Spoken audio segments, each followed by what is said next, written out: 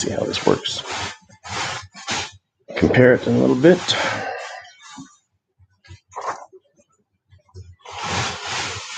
All right. Chapter 1, A Long-Expected Party. When Mr. Bilbo Baggins of Bag End announced that he would shortly be celebrating his 11st birthday with a party of special magnificence, there was much talk and excitement in Hobbiton. Bilbo was very rich and very peculiar, and had been the wonder of the Shire for 60 years, ever since his remarkable disappearance and unexpected return.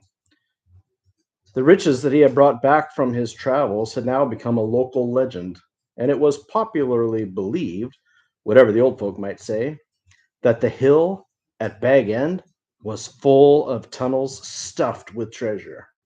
And if that was not enough for fame, there was also his prolonged vigor to marvel at. Time wore on, but it seemed to have little effect on Mr. Baggins. At 90, he was much the same as at 50.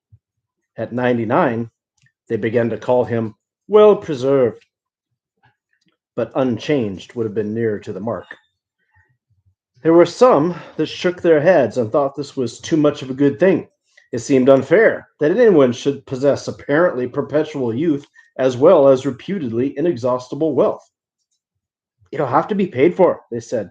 It isn't natural, and trouble will come of it. But so far, trouble had not come. And as Mr. Baggins was generous with his money, most people were willing to forgive him his oddities and his good fortune. He remained on visiting terms with his relatives, except, of course, the Sackville Bagginses. And he had many devoted admirers among the hobbits of poor and unimportant families. But he had no close friends, until some of his younger cousins began to grow up. The eldest of these, and Bilbo's favorite, was young Frodo Baggins. When Bilbo was 99, he adopted Frodo as his heir and brought him to live at Bag End. And the hopes of the Sackville Bagginses were finally dashed. Bilbo and Frodo happened to have the same birthday, September 22nd. That's 2 days from now. "You'd better come and live here, Frodo, my lad," said Bilbo one day, "and then we can celebrate our birthday parties comfortably together." At that time, Frodo was still in his tweens, as the hobbits call the irresponsible 20s between childhood and the coming of age at 33. 12 more years passed. Each year, the Bagginses had given very lively combined birthday parties at Bag End. But now it was understood that something quite exceptional was being planned for the autumn. Bilbo was going to be 111, a rather curious number and a very respectable age for a hobbit. The old Took himself had only reached 130, and Frodo was going to be 33. 33, an important number, the date of his coming of age. Tongues began to wag in Hobbiton and Bywater, and rumor of the coming event traveled all over the Shire. The history and character of Mr. Bilbo Baggins became once again the chief topic of conversation, and the older folk suddenly found their reminiscences a welcome demand. No one had a more attentive audience than old Ham Gamgee, commonly known as the Gaffer.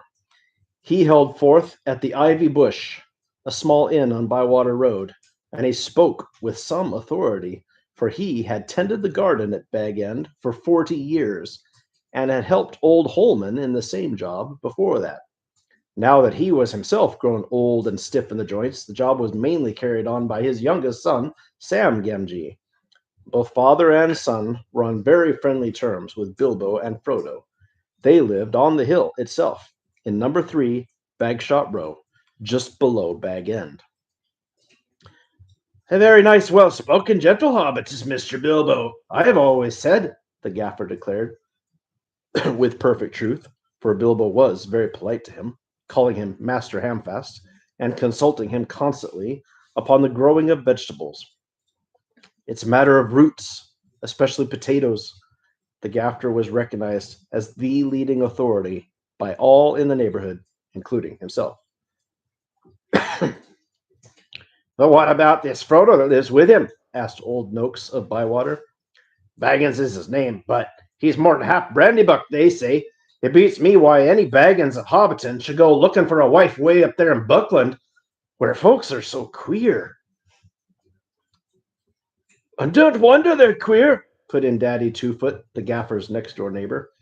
If they live on the wrong side of the Brandywine River and the right side in the old forest, that's a dark, bad place, if half the tales be true. You're right, Dad, said the Gaffer. Not that the Brandybucks of Buckland live in the old forest, but they're a queer breed, seemingly. They fool about with boats on that big river, and that isn't natural. Small wonder that trouble came of it, I say. But be as it may, Mr. Frodo is as nice a young hobbit as you could wish to meet. Very much like Mr. Bilbo, and in more than looks, after all. His father was a Baggins, a decent, respectable hobbit, Mr. Drogo Baggins. There never was much to tell of him, till he was drowned. Drowned? Said several voices, for they had heard this and other darker rumors before, of course, but hobbits have a passion for family histories, and they were ready to hear it all again. Well, so they say, said the Gaffer. You see, Mr. Drogo, he married poor Miss Primula Brandybuck. She was our Mr. Bilbo's first cousin on his mother's side, her mother being the youngest of the old Took's daughters, and Mr. Drogo was his second cousin. So Mr. Frodo is his first and second cousin, once removed either way, as the saying is, if you follow me. And Mr. Drogo was staying at Brandy Hall with his father-in-law, old Master Gorboduc. And he often did, after his marriage, him being partial to his victuals, and old Gorboduc keeping a mighty generous table, he went out to boating on the Brandywine River, and he and his wife were drowned. And poor Mr. Frodo, only a child and all. Well, I've heard they went on the water after dinner in the moonlight, said old Noakes. And it was Drogo's weight that sunk the boat. And I heard she pushed him in, and then he pulled her in after him, said Sandyman, the Hobbiton miller. You shouldn't listen to all you hear, Sandyman, said the Gaffer, who did not much like the miller. There isn't no call to go talking about pushing and pulling. Boats is quite tricky enough for those that sit still without looking further for the cause of trouble. Anyway, there was this Mr. Frodo, left an orphan and stranded, as you might say, among those queer Bucklanders, being brought up anyhow in Brandy Hall, a regular warren by all accounts. And old Master Gorboduc never had fewer than a couple of hundred relations in that place. And Mr. Bilbo never did a kinder deed than when he brought the lad back to live amongst decent folk. But I reckon it was a nasty knock for those Sackville Bagginses. They thought they were going to get Bag End that time when he went off and was thought to be dead, and then he comes back and orders them off, and then he goes on, living and never looking a day older, bless him. And suddenly he produces an heir and has all these papers made out proper. The Sackville Bagginses won't never see the inside of Bag End now, or it is to be hoped not.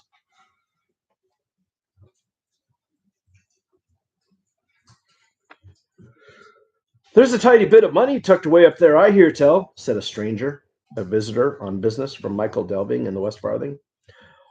All the top of your hill is full of tunnels packed with chests of gold and silver and jewels, by what I've heard.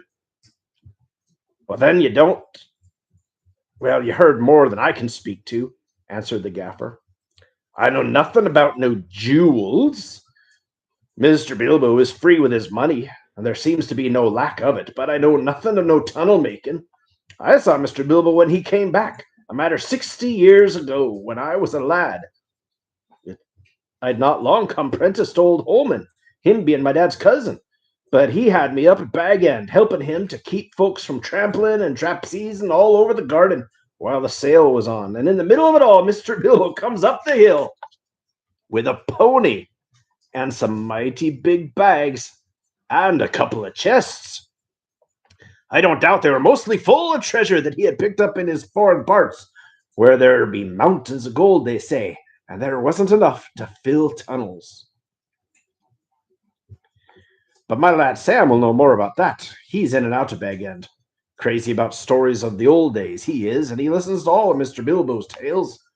Mr. Bilbo has learned him his letters, meaning no harm, mark ye, and I hope no harm will come of it. Elves and dragons, I says to him, cabbages and potatoes are better for me and you. Don't go getting mixed up in the business of your betters, or you'll land in trouble too big for you, I says to him. And I might say it to others, he added, with a look at the stranger and then at the miller. But the gaffer did not convince his audience. The legend of Bilbo's wealth was now too firmly fixed in the minds of the younger generation of hobbits. Ah, but he is likely enough been adding to what he brought at first, the miller argued, voicing a common opinion. He's often away from home, and look at the outlandish folk that visit him. Dwarves coming at night, and that old wandering conjurer Gandalf and all. You can say what you like, Gaffer, but Bag End's a queer place, and its folk are queerer. And you can say what you like about what you know no more of that than you do of boating, Mr. Sandyman, the gaffer reported, disliking the miller more than usual. If that's being queer, then we could do with a bit more queerness in these parts.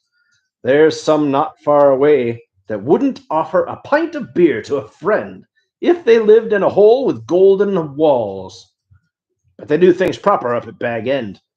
Our Sam says everyone's going to be invited to the party, and there's going to be presents, mark you.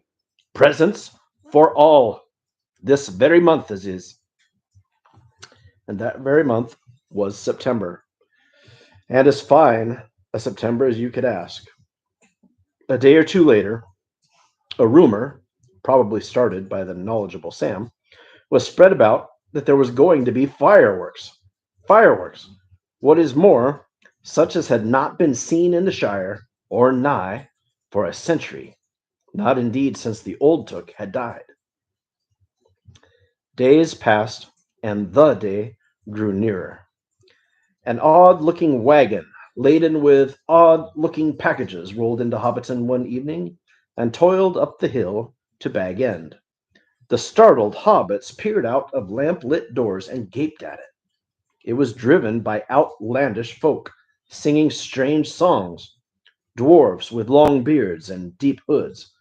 A few of these remained at Bag End.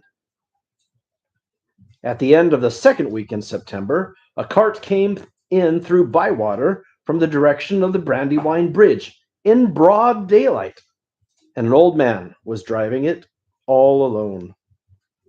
He wore a tall, pointed blue hat and a long gray cloak and a silver scarf. He had a long white beard and bushy eyebrows that stuck out beyond the brim of his hat. Small hobbit children ran after the cart all through Hobbiton and right up the hill. It had a cargo of fireworks, as they rightly guessed. At Bilbo's front door, the old man began to unload. There were great bundles of fireworks of all sorts and shapes, each labeled with a large red G and the elf rune. That was Gandalf's mark, of course. And the old man was Gandalf the Wizard, whose fame in the Shire was due mainly to his skill with fire, smoke, and lights. His real business was far more difficult and dangerous, but the Shire folk knew nothing about it. To them, he was just one of the attractions at the party, hence the excitement of the hobbit children.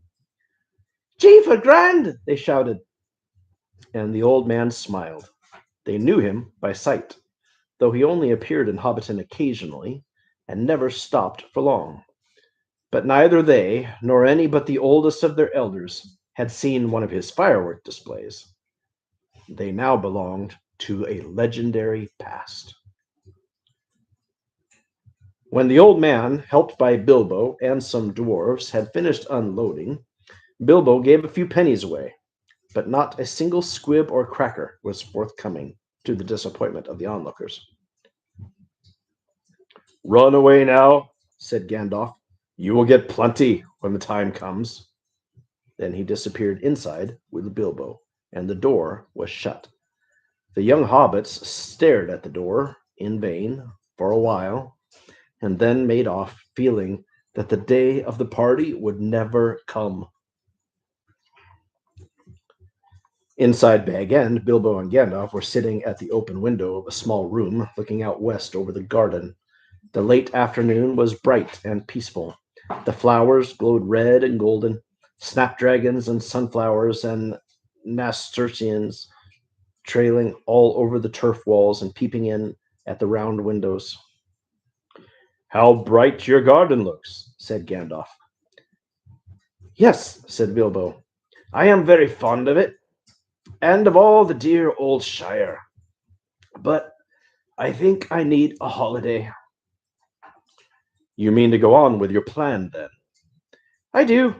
I made up my mind months ago, and I haven't changed it." "Very well. It's no good saying any more. Stick to your plan. Your whole plan, mind. And I hope it will turn out for the best, for you and for all of us." "I hope so. Anyway, I mean to enjoy myself on Thursday and have my little joke." "Who will laugh, I wonder?" asked Gandalf, shaking his head. We shall see, said Bilbo.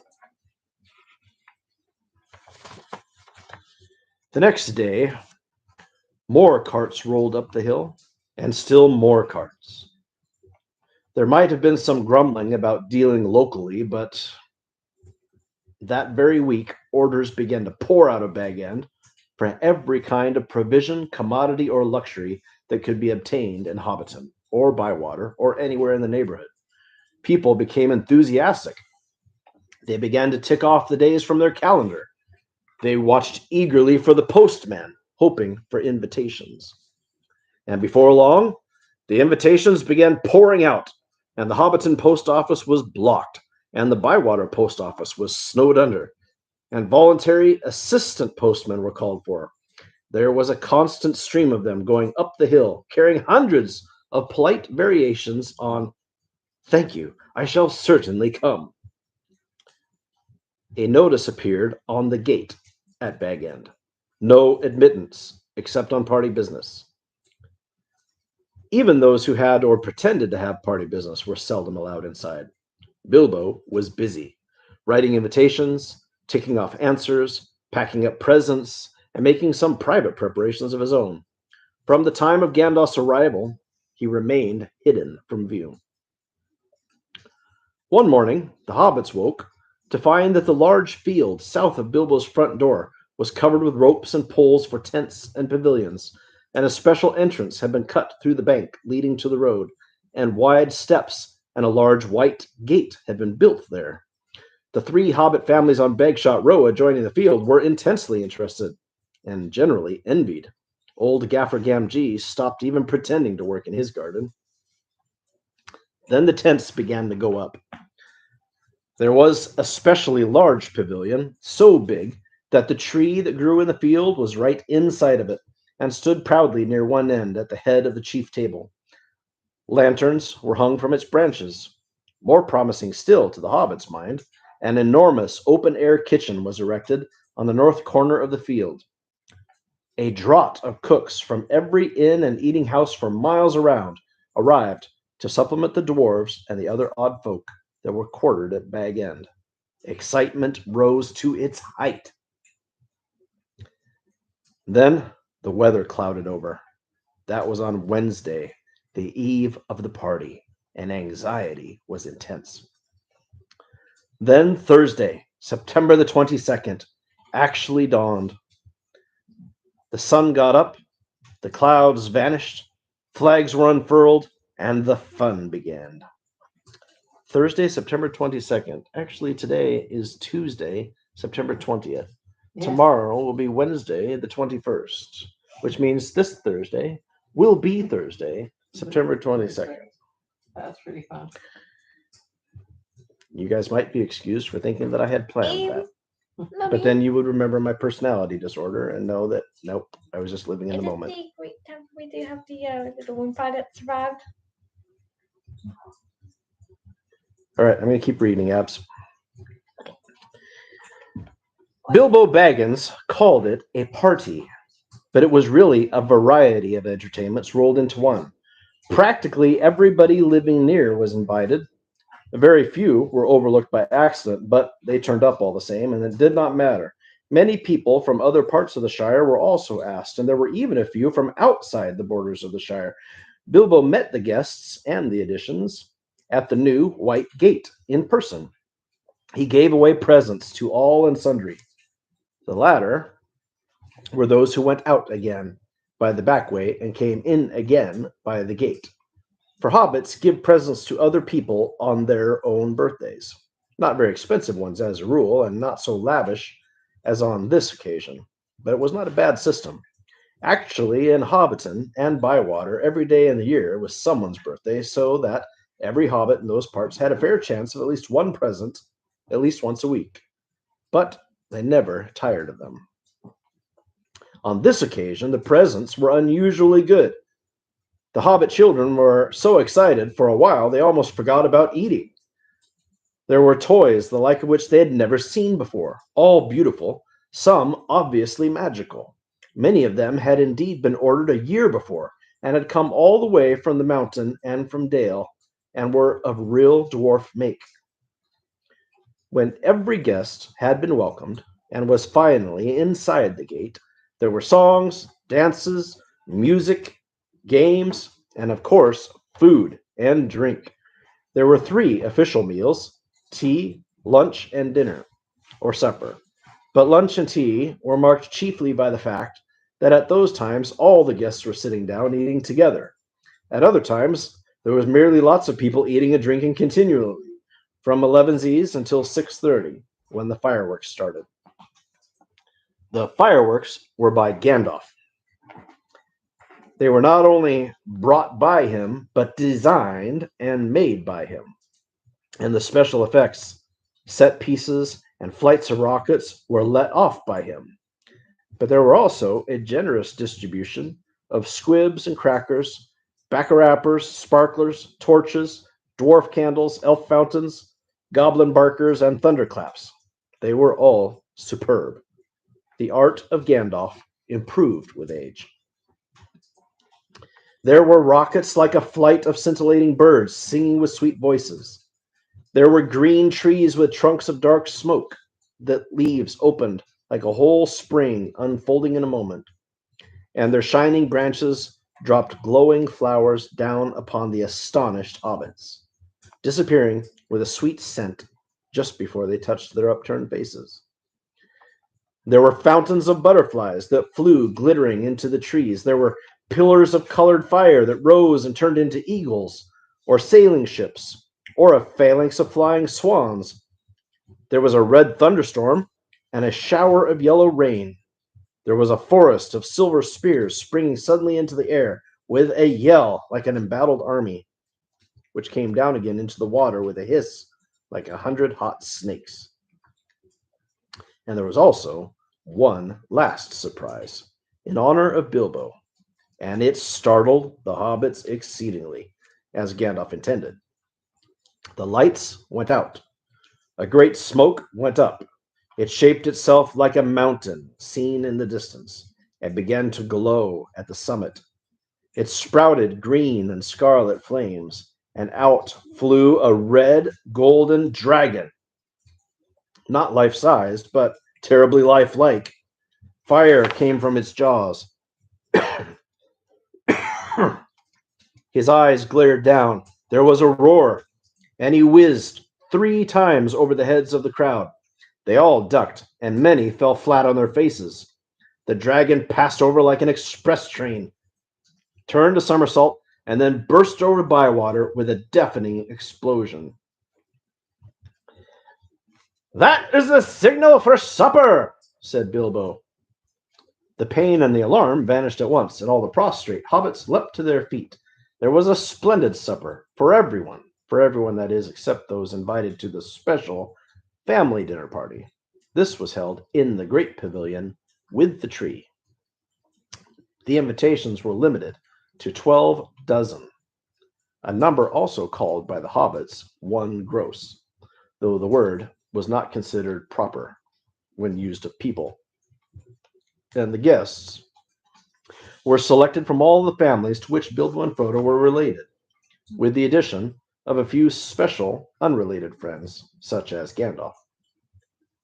Many young hobbits were included and present by parental permission, for hobbits are easygoing folk with their children in the matter of sitting up late, especially when there's a chance of getting them a free meal. Bringing up young hobbits took a lot of provender. There were many Bagginses and Boffins, and also many Tooks and Brandybucks. There were various Grubbs, relations of Bilbo Baggins's grandmother, and various Chubbs, connections of his Took grandfather, and a selection of Burrowses, Bolgers, Bracegirdles, Brockhouses, Goodbodies, Hornblowers, and Proudfoots. Some of these were only very distantly connected with Bilbo, and some had hardly ever been to Hobbiton before, as they lived in remote corners of the Shire. The Sackville Bagginses were not forgotten. Otho and his wife, Lobelia, were present.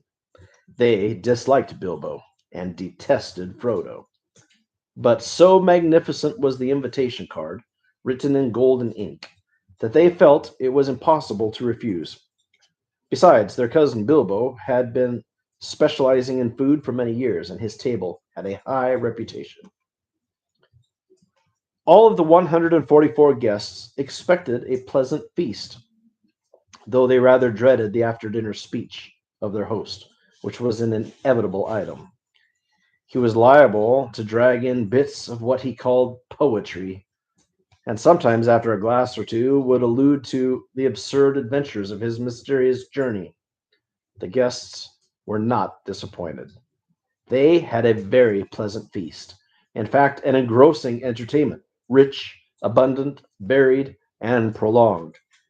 The purchase of provisions fell almost to nothing throughout the district in the ensuing weeks, but as Bilbo's catering had depleted the stocks of most of the stores, cellars, and warehouses for miles around, it didn't matter much. After the feast, more or less, came the speech. Most of the company were, however, now in a tolerant mood, at that delightful stage which they called filling up the corners. They were sipping their favorite drinks and nibbling at their favorite dainties, and their fears were forgotten.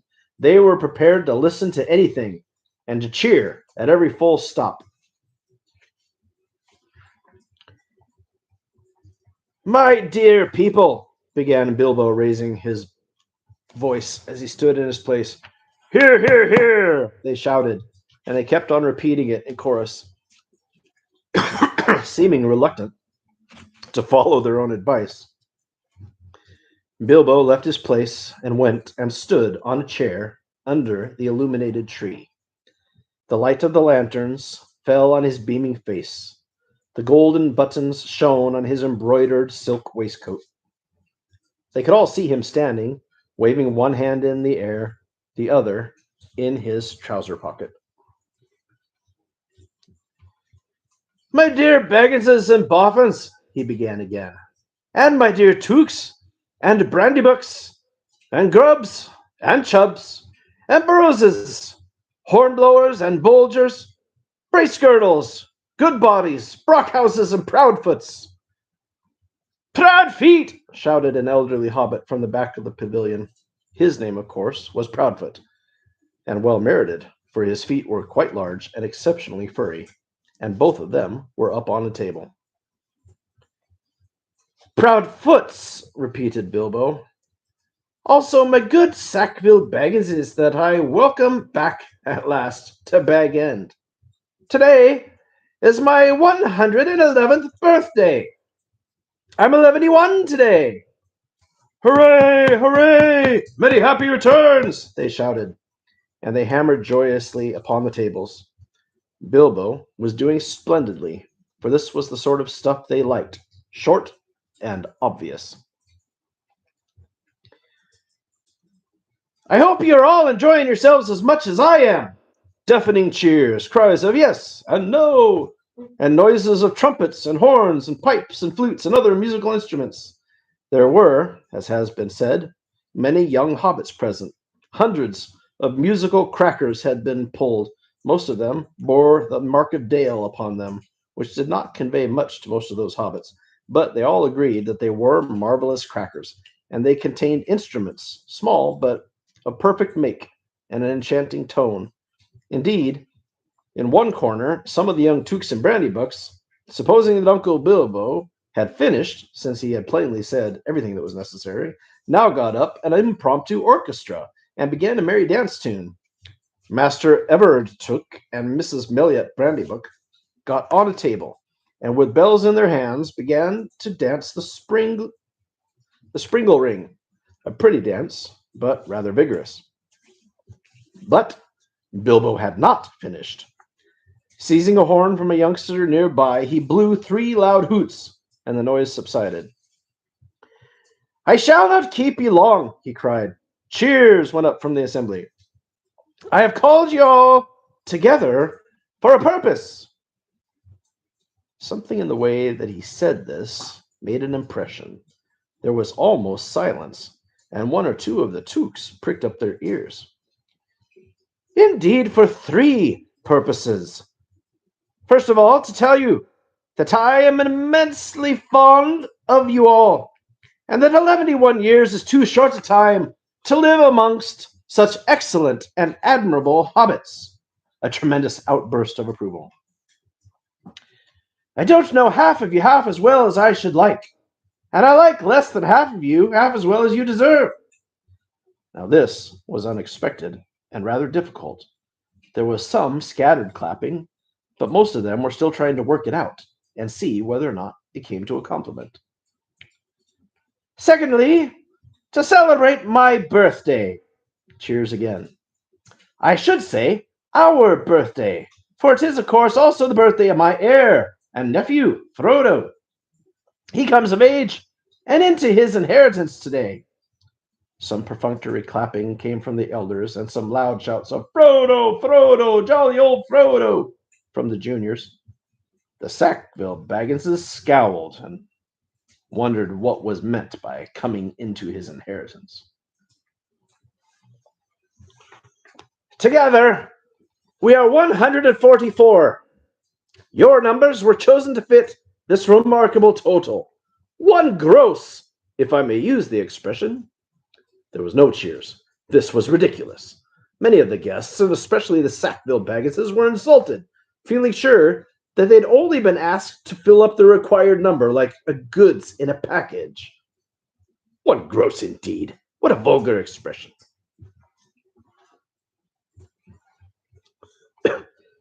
It is also, if I may be allowed to refer to ancient history, the anniversary of my arrival by barrel at Esgaroth upon the Long Lake, though the fact that it was my birthday slipped my memory upon that occasion. I was only 51 then, and birthdays did not seem so important. The banquet was very splendid, however, though I had a bad cold at the time. I remember I could only say, "Thank you very much." I now repeat it more correctly. Thank you very much for coming to my little party. Obstinate silence. They all feared that some song or some poetry was now imminent, and they were getting bored. Why couldn't he stop talking and let them drink his health? But Bilbo did not sing or recite. He paused for a moment. Thirdly, and finally, he said, I wish to make an announcement. He spoke this last word so loudly and so suddenly that everyone sat up, who still could.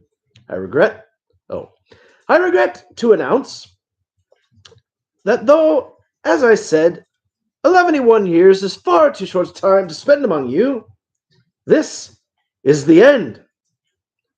I am going. I am leaving. Now. Goodbye. and he stepped down and vanished. There was a blinding flash of light. All of the guests blinked, and when they opened their eyes, Bilbo was nowhere to be seen. 144 flabbergasted hobbits sat back speechless. Old Otto Proudfoot removed his feet from the table and stamped them. Then there was a dead silence, until suddenly, after several deep breaths, every Baggins Boffin, Took, Brandybuck, Grub, Chubb, Burrows, Bulger, Bracegirdle, Brockhouse, Goodbody, Hornblower, and Proudfoot began to talk at once. It was generally agreed that the joke was in very bad taste, and more food and drink were needed in order to cure the guests of their shock and their annoyance. "He's mad, I've always said so," was probably the most popular comment. Even the Tooks, with a few exceptions, thought Bilbo's behavior was absurd. For the moment, most of them took it for granted that his disappearance was nothing more than a ridiculous prank. But old Rory Brandybuck was not so sure. Neither age nor an enormous dinner clouded his wits, and he said to his daughter-in-law Esmeralda, "There's something fishy in this, my dear. I believe that Mad Baggins is off again, silly old fool. But why worry? He hasn't taken the victuals with him." And he called loudly to Frodo to send the wine around again. Frodo was the only one present who had said nothing. For some time he sat silent beside Bilbo's empty chair, and ignored all of the remarks and the questions. He had enjoyed the joke, of course, even though he had been in the know. He had difficulty in keeping from laughter at the indignant surprise of all the guests, but at the same time, he felt deeply troubled. He realized suddenly that he loved the old hobbit dearly. Most of the guests went on eating and drinking and discussing Bilbo Baggins's oddities and past and present, but the Sackville Bagginses had already departed in wrath. Frodo did not want to have any more to do with the party. He gave orders for more wine to be served, got up, drained his own glass silently to the health of Bilbo, and then slipped out of the pavilion. As for Bilbo Baggins, even while he was making his speech, he had been fingering the golden ring in his pocket, his magic ring that he had kept secret for so many years. As he stepped down, he slipped it on his finger, and he was never seen by any hobbit in Hobbiton again. He walked briskly back to his hole, and stood for a moment listening with a smile to the din back in the pavilion and to the sounds of the merrymaking in the other parts of the field. Then he went in. He took off his party clothes, folded up and wrapped in tissue paper his embroidered silk waistcoat, and put it away. Then he put on quickly some old, untidy garments, and fastened around his waist a worn leather belt. On it he hung a short sword in a battered black leather scabbard. From a locked drawer, smelling of mothballs, he took out an old cloak and a hood. They had been locked up as if they were very precious, but they were so patched and weather-stained that their original color could hardly be guessed. It might have been dark green. They were rather too large for him. He then went into his study, and from a large strong box took out a bundle wrapped in old cloth, and a leather-bound manuscript, and also a large bulky envelope. The book and the bundle he stuffed into the top of a heavy bag that was standing there, already nearly full. Into the envelope he slipped his golden ring and its fine chain, and then sealed it, and addressed it to Frodo. At first he put it on the mantelpiece, but suddenly he removed it and stuck it in his pocket. At that moment the door opened, and Gandalf came quickly in. "Hello," said Bilbo. "I wondered if you would turn up." "I am glad to find you visible," replied the wizard, sitting down in a chair. "I wanted to catch you and have a few final words. I suppose you feel that everything has gone off splendidly and according to plan." "Why, yes, I do," said Bilbo. Though that flash was surprising, it's quite startled me, let alone the others. A little addition of your own, I suppose. It was. You have wisely kept that ring secret all these years, and it seemed to me necessary to give your guests something else that would seem to explain your sudden banishment. And spoil my joke. You are an interfering old busybody, laughed Bilbo. But I expect you know best, as usual. I do, when I know anything. But I don't feel too sure about this whole affair. It has now come to the final point. You have had your joke, and alarmed or offended most of your relations, and given the whole Shire something to talk about for 9 days, or 99 more likely. Are you going any further? But yes, I am. I feel I need a holiday, a very long holiday, as I have told you before. Probably a permanent holiday. I don't expect I shall return. In fact, I don't mean to. And I have made all arrangements. I'm old, Gandalf. I don't look it, but I am beginning to feel it in my heart of hearts. Well preserved indeed, he snorted. Why, I feel all thin, sort of stretched, if you know what I mean. Like butter scraped over too much bread. That can't be right. I need a change, or something. Gandalf looked curiously and closely at him. No, it does not seem right, he said thoughtfully. No, after all, I believe your plan is probably the best. Well, I made up my mind anyway. I want to see mountains again, Gandalf. Mountains! And then find somewhere where I can rest, in peace and quiet, without a lot of relatives prying around and a string of confounded visitors hanging on my bell. I might find somewhere where I can finish my book. I've thought of a very nice ending. And he lived happily ever after to the end of his days. Gandalf laughed. I hope he will. But nobody will read the book, however it ends. Oh, they may, in years to come. Frodo's read some of it already, as far as it has gone. You will keep an eye on Frodo, won't you? Yes, I will. 2 eyes, as often as I can spare them. He would come with me, of course, if I asked him. In fact, he offered to once just before the party. But he does not really want to, yet. I want to see the wild country again before I die, and the mountains. But he still is in love with the Shire, with the woods and the fields and the little rivers. He ought to be comfortable here. I am leaving everything to him, of course, except for a few oddments. I hope he will be happy when he gets used to being on his own. It's time he was his own master now. Everything? Asked Gandalf. The ring as well? You agreed to that, you remember. Well, yes, I suppose so, stammered Bilbo. Where is it? In an envelope, if you must know, said Bilbo impatiently.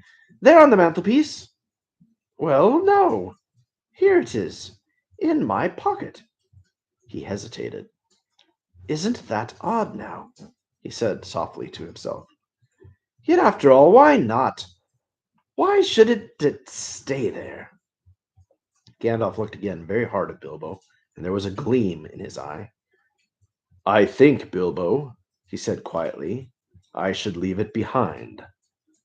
Don't you want to? Well, yes, and no. Now it comes to it, I don't like parting with it at all, I may say, and I don't really see why I should.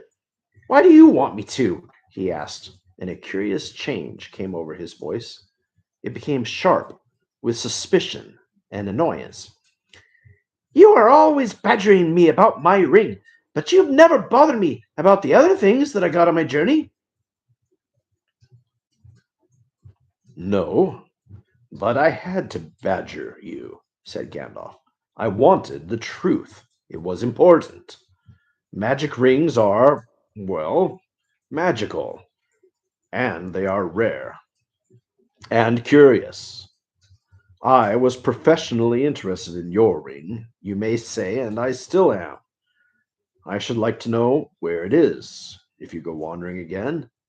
Also, I think you have had it quite long enough. You won't need it any more, Bilbo, unless I am quite mistaken.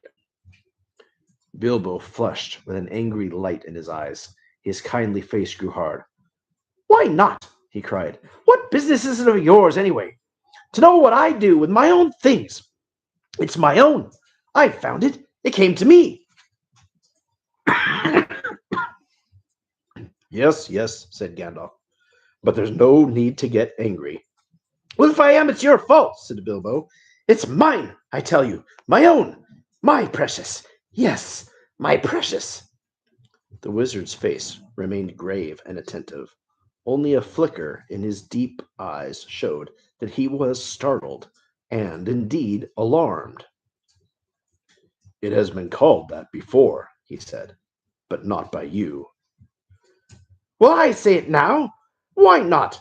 Even if Gollum said the same thing once, it's not his now, but mine. I shall keep it, I say. Gandalf stood up. He spoke sternly. You will be a fool if you do, Bilbo, he said. You make that clearer with every word you say. It has gone far too much. It has got far too much hold on you. Let it go. Then you can go yourself and be free. I will do as I choose and go as I please, said Bilbo obstinately.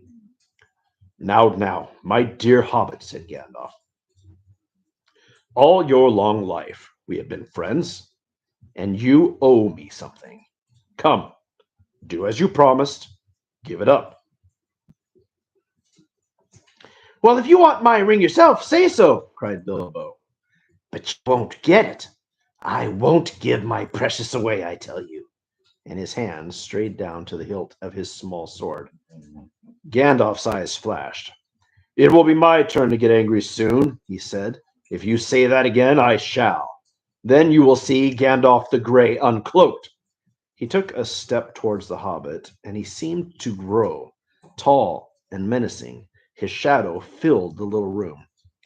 Bilbo backed away to the wall, breathing hard, his hand clutching his pocket. They stood for a while, facing one another, and the air of the room tingled. Gandalf's eyes remained bent on the hobbit. Slowly, his hands relaxed, and he began to tremble. I don't know what's come over you, Gandalf, he said. You've never been like this before. What's it all about? It is mine, isn't it? I found it. And Gollum would have killed me if I hadn't kept it. I'm not a thief, whatever he said. And I have never called you one, Gandalf answered. And I am not one either. I am not trying to rob you, but to help you. I wish you would trust me as you used to. He turned away, and the shadow passed. He seemed to dwindle again, back to an old gray man, bent and troubled. Bilbo drew his hand over his eyes. I am sorry, he said, but I felt so queer. And yet it would be a relief, in a way, not to be bothered with it any more. It has been growing on my mind lately. Sometimes I have felt it's like an eye looking at me, and I am always wanting to put it on and disappear, don't you know, or wondering if it is safe, and pulling it out to make sure. I tried locking it up, but I found I couldn't rest without it in my pocket. I don't know why, and I don't seem able to make up my mind. Then trust mine, said Gandalf. It is quite made up. Go away, leave it behind. Stop possessing it. Give it to Frodo. I will look after him. Bilbo stood for a moment, tense and undecided. Presently he sighed. All right, he said with an effort. I will. Then he shrugged his shoulders and smiled rather ruefully. After all, that's what this party business was all about, really. To give away lots of birthday presents and somehow make it easier to give it away at the same time. It hasn't made it any easier in the end. but it would be a pity to waste all my preparations, and it would quite spoil the joke. Indeed, it would take away the only point I ever saw to this entire affair, said Gandalf. Very well, said Bilbo. It goes to Frodo with all the rest. He drew a deep breath. And now I really must be starting, or somebody else will catch me. I have said goodbye. I couldn't bear to do it all over again. He picked up his bag and moved towards the door. You have still got the ring in your pocket, said the wizard. Well, so I have, cried Bilbo. And my will, and all the other documents, too. You better take it all and deliver it for me. That'll be safest. No, don't give the ring to me, said Gandalf. Put it on the mantelpiece. It will be safe enough there until Frodo comes. I shall wait for him. Bilbo took out the envelope, but just as he was about to set it by the clock, his hand jerked back, and the packet fell onto the floor. Before he could pick it up, the wizard stooped, seized it, and set it up in its place.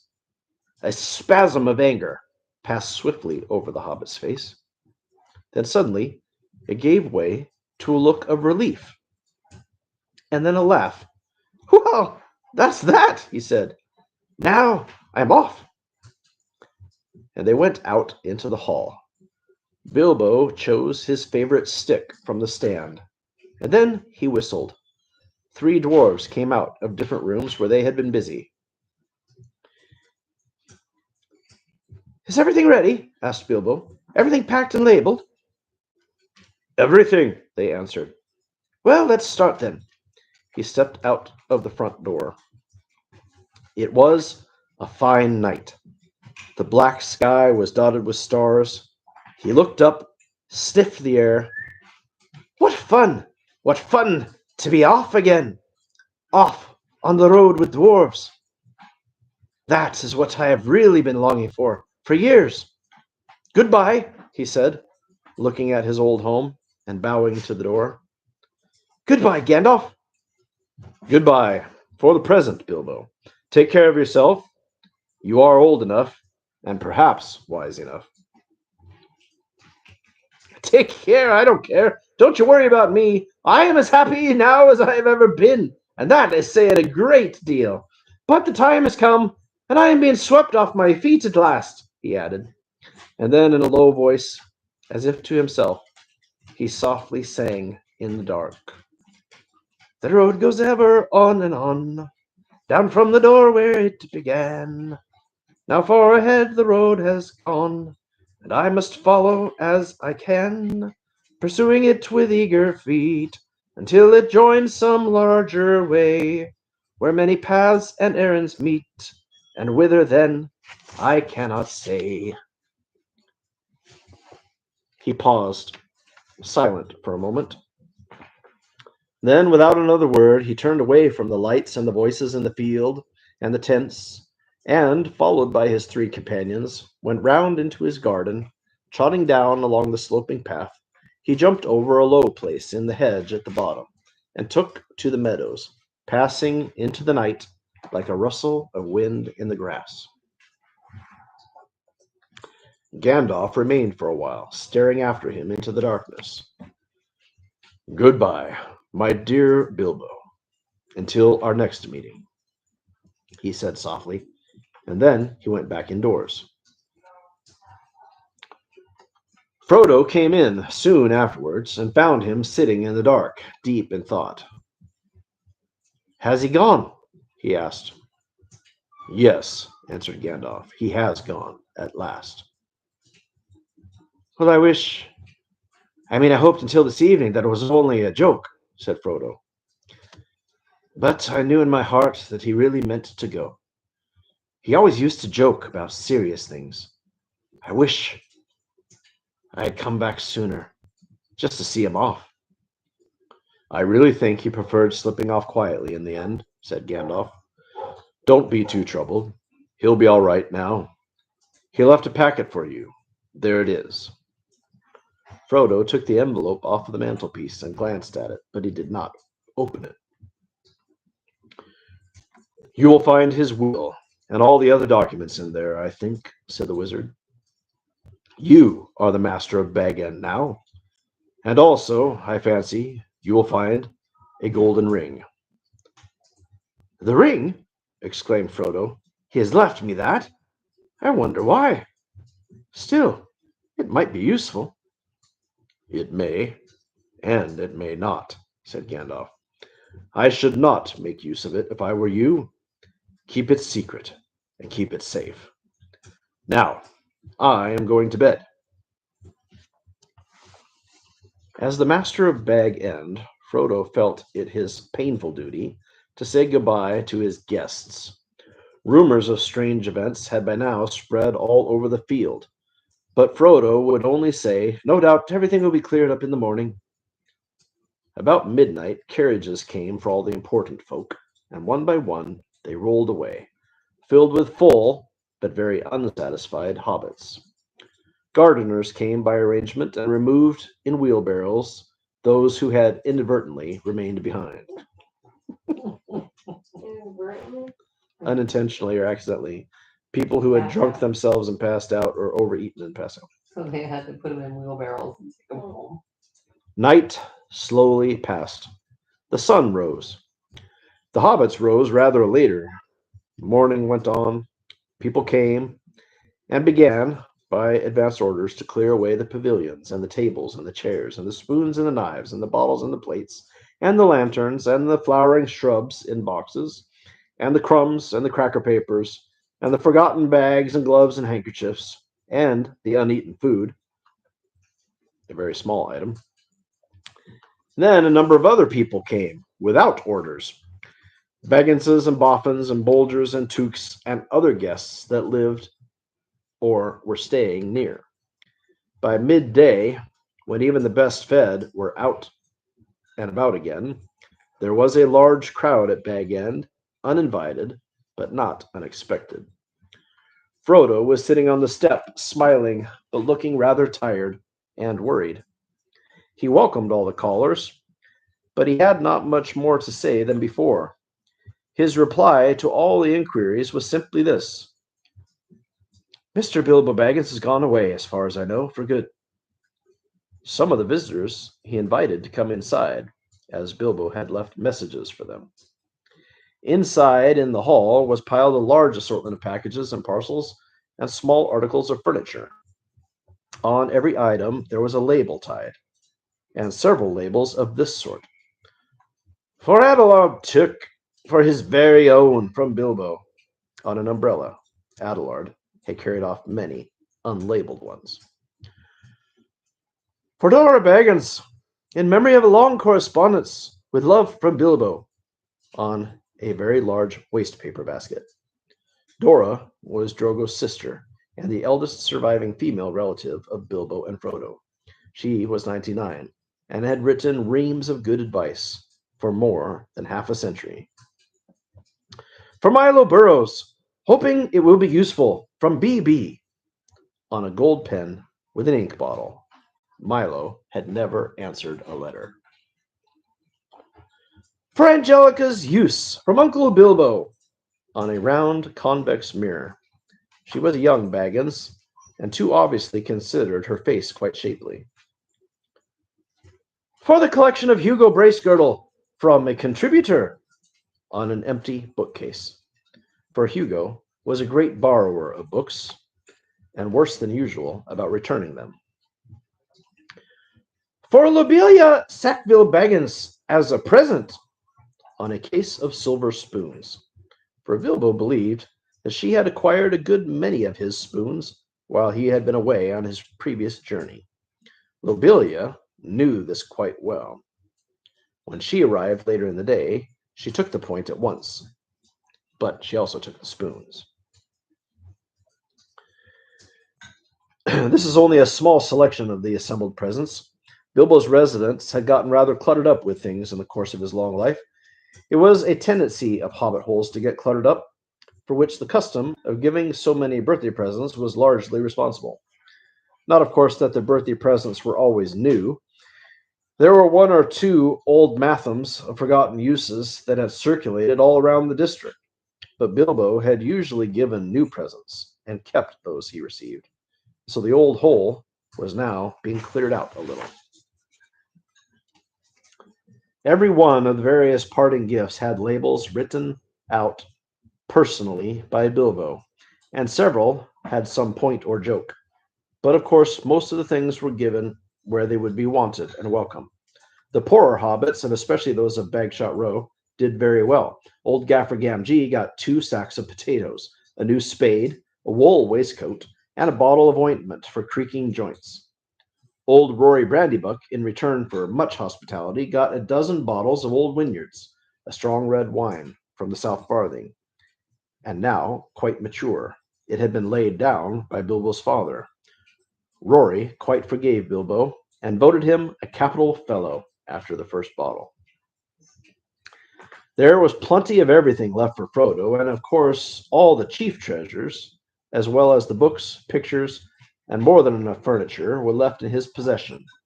There was, however, no sign or mention of money or jewelry. Not a penny piece or a glass bead had been given away. Frodo had a very trying time that afternoon. A false rumor that the whole household was being distributed spread like wildfire, and before long the place was packed with people who had no business being there but could not be kept out. Labels got torn off and mixed up, quarrels broke out. Some people tried to do swaps and deals right in the hall. Others tried to make off with some minor items not addressed to them, and with anything that seemed unwanted or unwatched. The road to the gate was blocked with barrows and handcarts. In the middle of the commotion, the Sackville Bagginses arrived. Frodo had retired for a while and left his friend Merry Brandybuck to keep an eye on things. When Otho loudly demanded to see Frodo, Merry bowed politely. "He is indisposed," he said. "He is resting." "Hiding, you mean?" said Lobelia. "Anyway, we want to see him, and we mean to see him. Just go and tell him so." Mary left them a long while in the hall, and they had time to discover their parting gift of spoons. It did not improve their temper. Eventually, they were shown into the study. Frodo was sitting at a table with a lot of papers in front of him, and he looked indisposed, to see Sackville Bagginses at any rate, and he stood up, fidgeting with something in his pocket, but he spoke quite politely. The Sackville Bagginses were rather offensive. They began by offering him bad bargain prices, as if between friends, for various valuables and unlabeled things. When Frodo replied that only the things specially directed by Bilbo were being given away, they said the whole affair was very fishy. "Only one thing is clear to me," said Otho, "and that is that you are doing exceedingly well out of this. I insist on seeing the will." Otho would have been Bilbo's heir, but for the adoption of Frodo. He read the will carefully and then snorted. It was, unfortunately, very clear and correct, according to all the legal customs of hobbits, which demand, among other things, 7 signatures of witnesses in red ink. "Foiled again," he said to his wife, "and after waiting 60 years. Spoons? Fiddlesticks!" He snapped his fingers under Frodo's nose and stumped off. But Lobelia was not so easy to get rid of. A little later, Frodo came out of the study to see how things were going on, and he found her still around the place, investigating nooks and corners and tapping on floors. He escorted her firmly off the premises. After he relieved her of several small but rather valuable articles that had somehow fallen inside of her umbrella. Her face looked as if she was in the throes of thinking about a really crushing parting remark. But all she found to say, turning around on the step, was, "You'll live to regret it, young fella. Why didn't you go too? You don't belong here. You're no Baggins. You Brandybuck." "Did you hear that, Mary? That was an insult, if you like," said Frodo, and he shut the door on her. "It was a compliment," said Mary Brandybuck. "And so, of course, not true.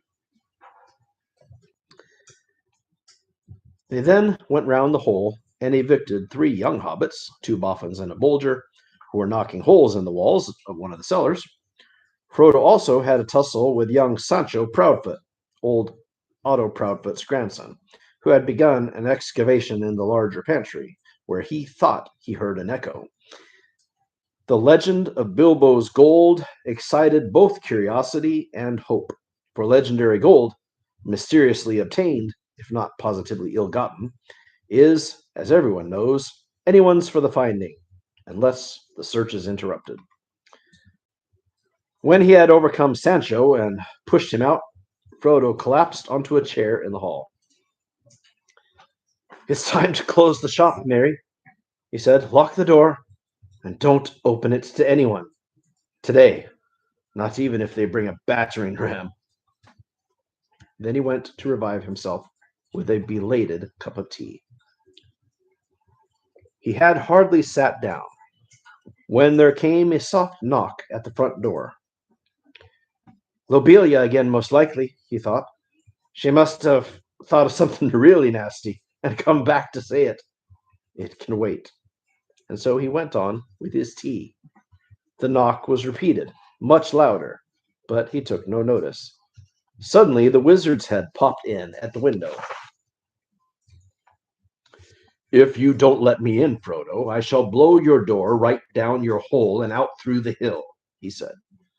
"My dear Gandalf, half a minute!" cried Frodo, running out of the room and to the door. Come in, come in! I thought you were Lobelia." "Well, then I forgive you.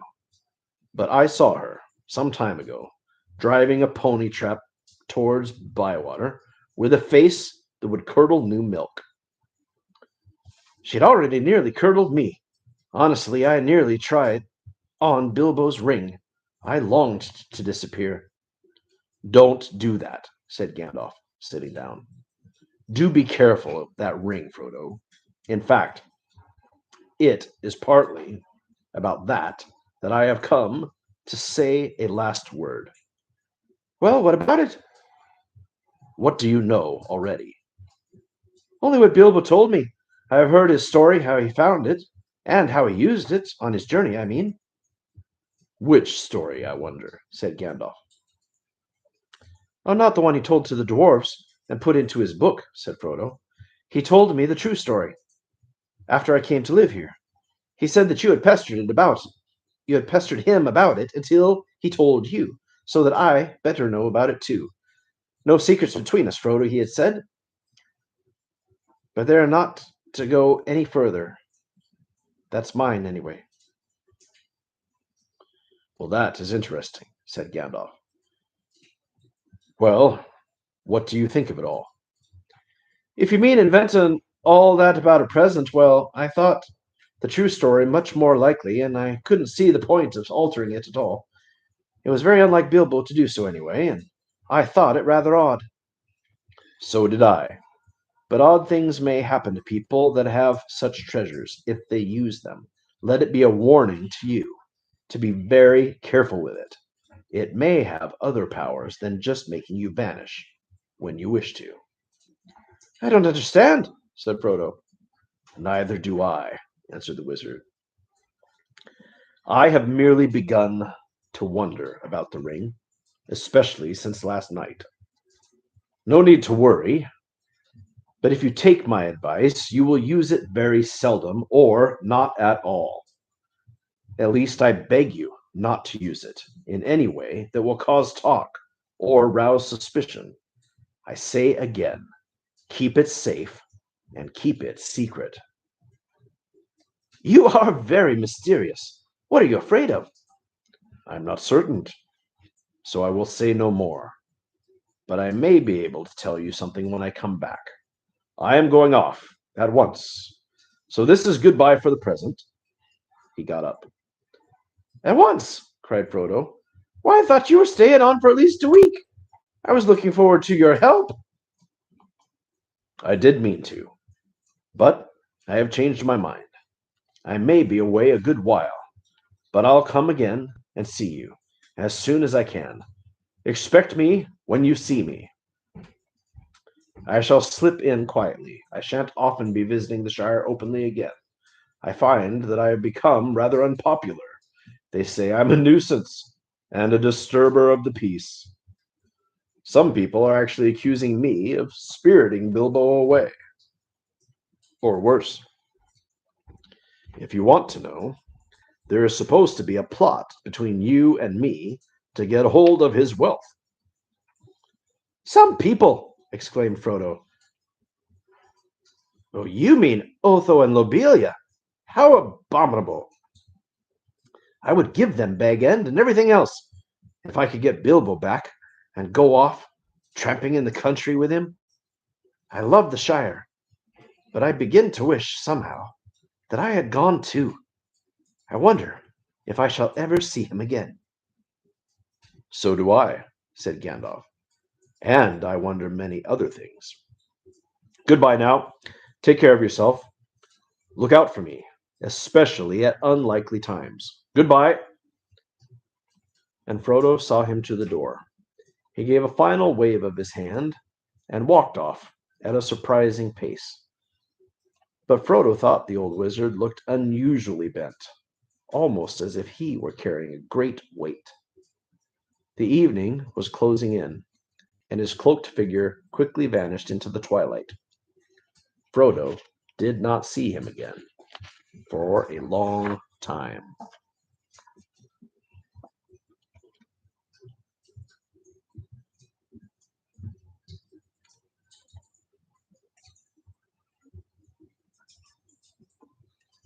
Mhm.